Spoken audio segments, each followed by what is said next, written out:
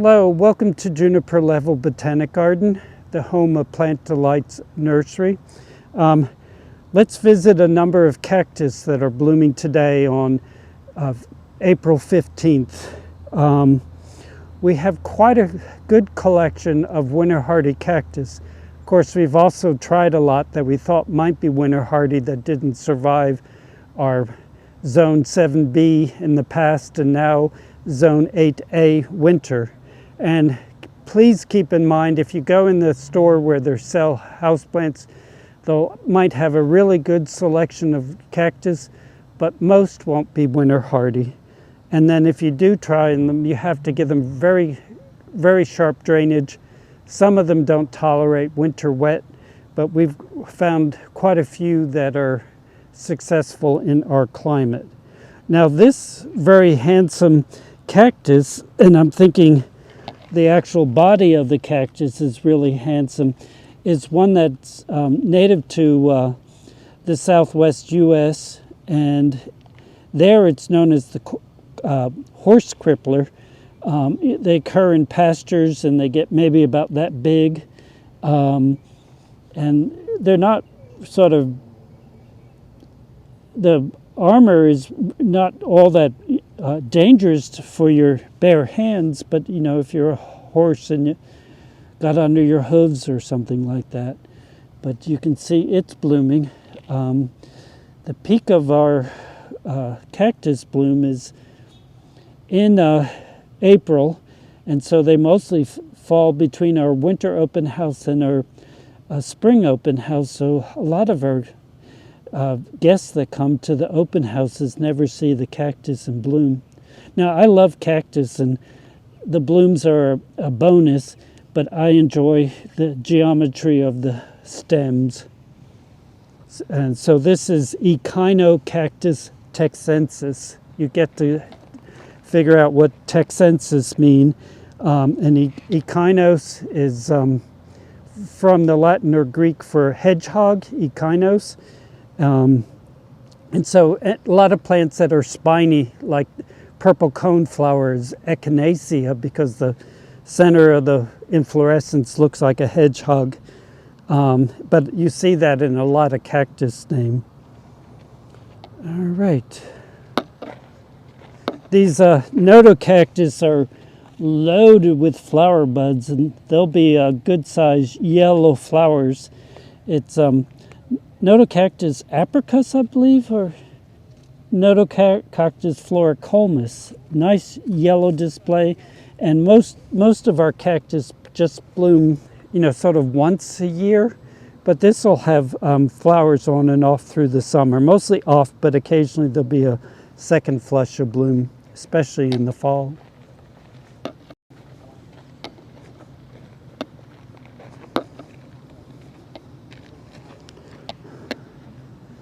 Now the Echinocereus are relatively small. Well, they're not relatively small. They're real small cactus that sort of shade themselves with the huge flowers. And this is Echinocereus reichenbachii, somebody's family name of Reichenbach. And you know, people have been hybridizing the Echinocereus, and the color range and the flowers is really wide. That's an amazing, all that yellow are individual stamens in the center of the flower, and then there's just one stigma in the middle, which is the female part that will receive the pollen. But don't know why bees aren't visiting this flower right now. Maybe they don't want to be on camera. But they're friendly little cactus. You know, if you don't have a garden space, the Echinocactus or Echinocereus are easy pot plants for the as house plants. Okay. Another Echinocereus. This is one native to the southwest US and probably extending into Mexico. It just started blooming earlier this week or maybe late last week, and it blooms for a fairly long time. This plant isn't even showing its buds yet. And this is Echinocereus polyacantha. Poly, of course, means many, and polyacanthus means many spines, and it does have quite a few spines. But lovely orange-red flowers. On the other side. Yeah. Oh my. Oh, look at, there's one white one. These are one of the chin cactus, the Gymnocalycium, which means naked sepals, because they don't have spines on their sepals, which are the sort of bracts that cover the flowers when they're in bud. It's interesting that there's one that's white. And they're it's a hybrid, Gymnocalycium uruguayensis, which means from Uruguay, times Andreae. That ensis ending always tells you that the first part of that name is where it's from. The flowers are pretty much obscuring the plants, but the Gymnocalyciums, well, the genus Gymnocalycium is large. Those bright fluorescent colored cactus that are always sold as grafted plants up on a green myrtillocactus stem are a Gymnocalycium. They do not represent the wild type of another species of Gymnocalycium, but it is in the same genus as these little hybrids. It's a genus of relatively small cactus. Some are solitary, some quickly multiply and make a cluster of plants. But these have gone through 2 winters now, and I don't think we lost a single one.